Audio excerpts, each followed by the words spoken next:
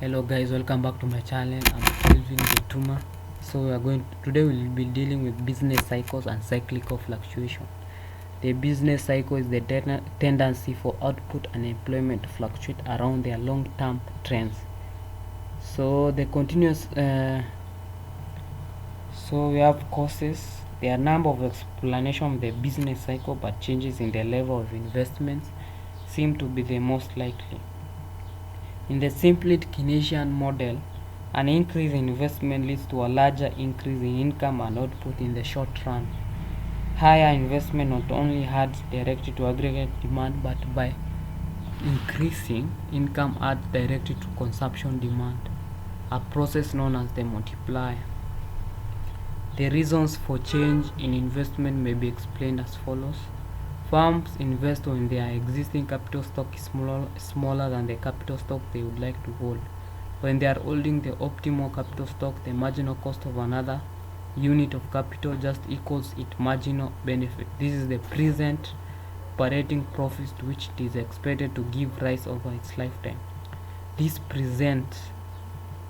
present value can be increased either by a fall in interest rate at which the stream of expected profit is discounted, or by an increase in the future profit expected.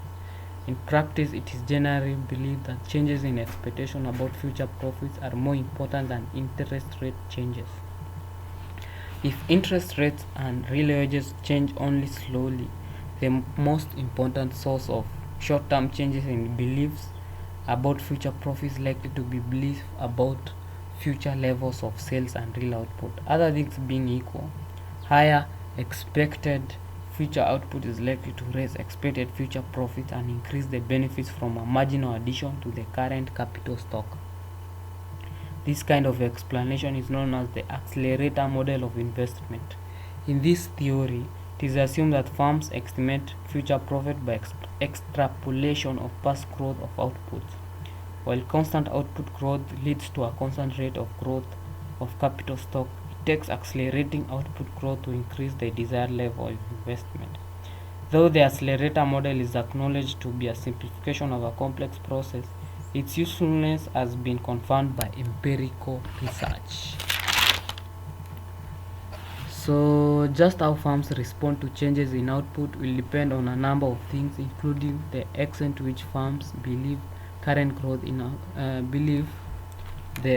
the current growth in output will be maintained in the future, and the cost of quickly adjustment investment plans. The more costly it is to adjust quickly, the more likely are firms to spread investment over a long time period. The underlying idea of a multiplier accelerator model is that it takes an accelerating output growth to keep increasing investment, but it must be noted that once output growth settles to a constant level, investment also becomes constant. Finally, if output falls, then the level of investment must fall also. The limits of the fluctuation around the trend path of output are referred to as ceiling and floors.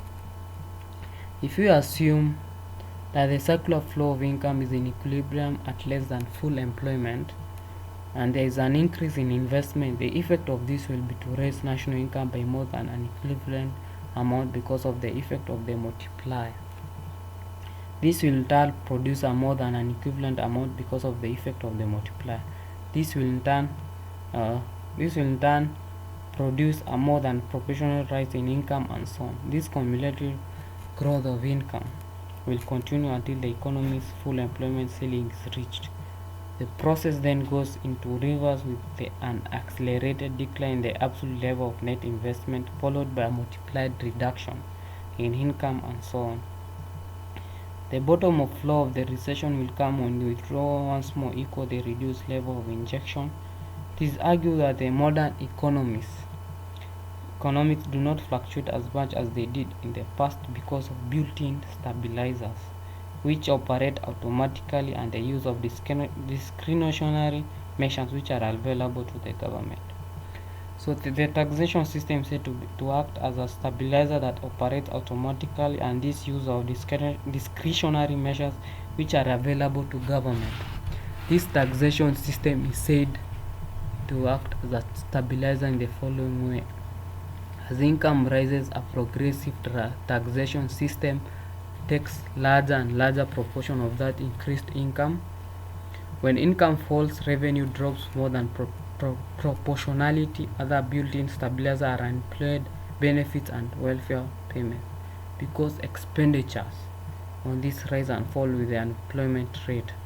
Despite these built-in stabilizers and the action of government in their use of discretionary measures to stabilize the economy, the cycle is still with us, as recent experience has demonstrated. In conclusion, it must be added that the causation of business cycle is a complex matter, and the above is only one of the number of possible explanations. If you do have question, please tell us at the comment section. Like, comment and subscribe. Adios.